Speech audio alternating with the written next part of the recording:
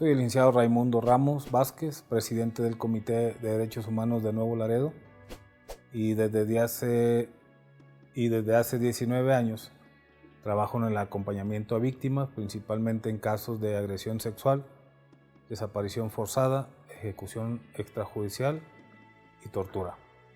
Nuestro trabajo inicialmente ha sido el acompañamiento y la defensa, y últimamente hemos tratado de organizar actividades de información con familiares de víctimas, con autoridades, con agrupaciones no gubernamentales, con periodistas y mucho trabajo en las universidades, en las escuelas preparatorias, secundarias e incluso a nivel primaria. El trabajo que estamos haciendo en primer lugar es hacer conciencia entre la población que las víctimas de violaciones a derechos humanos podemos ser cualquiera. Puede ser una persona sin importar su raza, su condición social, su religión, y que cualquiera podemos ser víctimas de violaciones a derechos humanos. Esa es la parte fundamental. Y la otra parte tiene que ver con la prevención. Procurar que la gente tome medidas de protección, que sepan que hay situaciones de riesgo, que entiendan que hay una guerra de las autoridades con el crimen organizado y finalmente que hagan lo posible para evitar ser víctimas de un delito. Tamaulipas lleva más de 10 años de violencia, de inseguridad, de luchas internas entre cárteles del narcotráfico y el gobierno federal. En Tamaulipas se han visto todos los escenarios del terror, como pueden ser las masacres de San Fernando, atentados con coche bomba en oficinas de gobierno, en centros comerciales, en hospitales.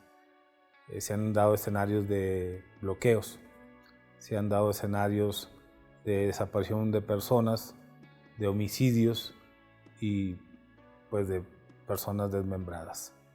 Nosotros lo que hemos estado haciendo al respecto es, en primer término, entender como sociedad que es algo que escapa a nosotros, es algo que escapa al ciudadano común, que es responsabilidad del gobierno, de las autoridades estatales y municipales, enfrentar esta situación de violencia.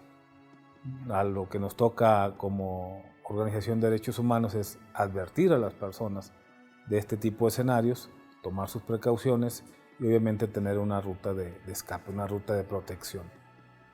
Lo que nos motivó a trabajar en derechos humanos es que pues regularmente todos tenemos miedo a hacer este trabajo. Los abogados empezaron a ser víctimas de atentados por defender a delincuentes entre comillas o defender a las víctimas de las fuerzas federales. Muchos de los abusos que hay en Tamaulipas se deben justamente a la presencia del Ejército, la Marina y la Policía Federal.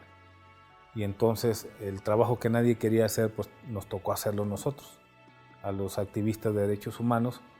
Y cuando hablamos de derechos humanos y de defensa de derechos humanos, también incluyen, por supuesto, a elementos de las fuerzas federales o a los elementos de las policías estatales, que también ellos se convierten en víctimas de sus superiores o se convierten en víctimas de la indiferencia de las autoridades. Entre las víctimas, por supuesto que también hay militares, hay marinos y hay policías federales. No nos cerramos a la población civil. Nosotros atendemos a todas las personas que se acercan a nuestra oficina a pedir ayuda. Es un trabajo por el cual en un año tuve que mandar a mi familia fuera del estado porque yo mismo sentía que ya no le podía garantizar su seguridad y que estaban en mucho riesgo.